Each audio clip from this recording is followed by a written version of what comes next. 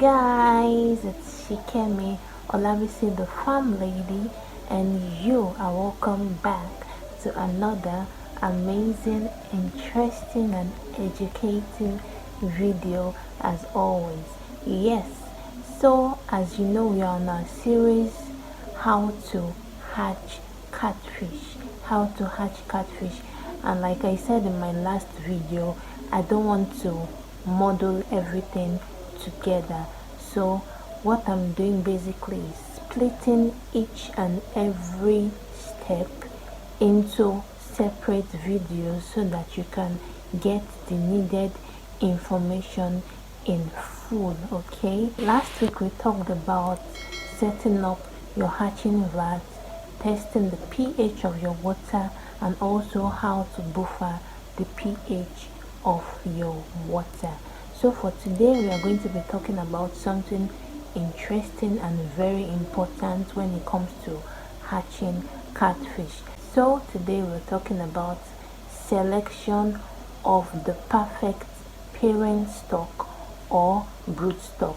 When I say broodstock, it means the mommy and the daddy, okay, of the catfish. So yes, we're going to be talking of the things you should take note of before picking a male and a female broodstock. So if you want to learn all that, if you want to know the key things to note, then you should keep watching this video. I'll be right back. So the fish is big does not mean that it is going to be the best or the perfect broodstock to use for production.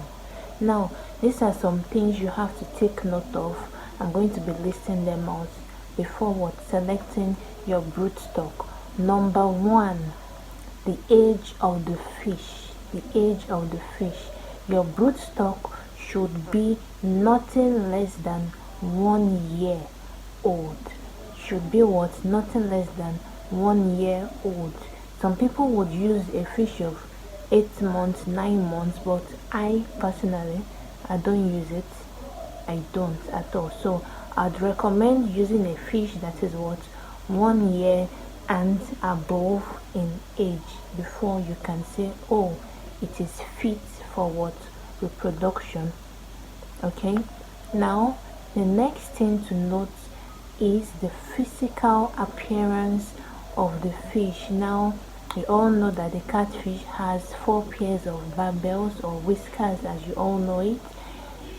Check all this, because when you have a catfish that probably has just 3 barbels or has a sort of deformity, now I'm talking about the physical appearance of the fish.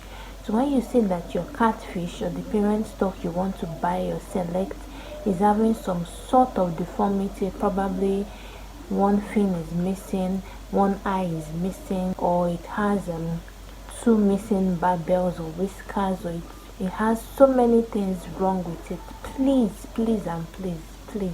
do not use that catfish, be it male or female, because it is definitely going to pass on that trait to the offsprings, and we do not want that. Okay, you have to ensure that the fish is physically fit. You can't use nothing less than perfect physically. Now these first 2 points I've mentioned is for both male and female. They have to be 1 year and above in age, okay, and then they have to be physically fit. That means every part of their body is complete. There is no missing parts of their body. So this is applicable to the male and the female. Ensure these 2 things are in place.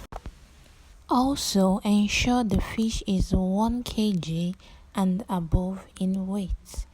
Now for the female, you have to check the eggs. Of course, a fish might be 1 year and above, and then the eggs might not be ready or might not be mature yet for reproduction. So you have to check the eggs. Now we all know that the female catfish has its opening, the genital papilla, which is oval in shape. So when you are purchasing your female catfish, always ensure you check the eggs. Okay, I'm going to insert a video of me checking the eggs. So this is a process you just have to do. Of course, it's going to take a while for you to master this act, right? It's going to take a while, but practice makes what perfect. So you have to what turn the fish over, hold it gently, and then gently press out one side of the egg sac. We all know that the female fish has two egg sacs, one on the left, one on the right. So you press it out gently to check the egg. Now if the egg is whitish, please do not buy such female broodstock. Okay, now personally for me, when I see the eggs, when I see the color of the egg and I'm seeing golden brown or deep green or light green, those are fine, they are okay to use, you can use it. But when you're seeing something that is black or an odd color, not part of what I've mentioned, please do not use it. Or you see eggs that are white, please do not use it. So ensure that what the color of eggs you're getting is somewhere around brown or green. Okay, that is perfect. Also, when you press out the egg, ensure that the eggs are what separated while coming out of the genital papilla. Okay, if you press out the eggs and then the eggs are still very stuck together, that means they are sticky, it means that the eggs are not ready. So these are things you have to take note of. Now in order to know that the eggs are ready or the eggs are not sticking, when you press it out, just put a drop of water on that portion of egg you stripped out, and then if the eggs break off easily from their self, that means the sticky bond holding them, if it breaks off easily after dropping that water, then you are good to go. But if after pouring several drops of water on the cluster of eggs, if they are not separating, please do not use such female broodstock. It shows that it is not ready yet. Okay, so that is one thing to note. So that is that for the female broodstock. Then for the male, you also have to check the genital papilla. I always say when you turn it over, look at the genital papilla. The genital papilla is elongated, so if it is touching the fin on the belly area, if it has crossed, we say if it has crossed, so if it is touching that fin, then you know that your male is what mature, and then it is going to have a very good milk or sperm sac. So when it has crossed, you can say it is what fit for use. But if it is not crossed yet, if it's still far or it's not close to touching that fin, please do not use it. Okay, please do not use it. Avoid using males like that. It means they are still what underage, or they are not mature or not ready for use. So this is also one thing you have to take note when selecting the male broodstock. And lastly, one thing you have to take note of is what the source you are getting them from. Always get your broodstock from a very certified broodstock vendor. Not all people selling broodstock are actually selling good broodstock. Okay, I've had my own share of this experience. It's been amazing. It's been filled with a whole lot of surprises and disappointments. So ensure that you get your broodstock from a certified vendor. Ask people, don't just say, oh, you will go to this place, or you see somebody advertising and then you just go there and buy it. Always ask people who have had successful breeding. Ask them, oh bro, sis, where did you get your broodstock from? Can you link me up? Blah blah blah. What has the result been like? And so on and so forth, so as to avoid story that touches the heart.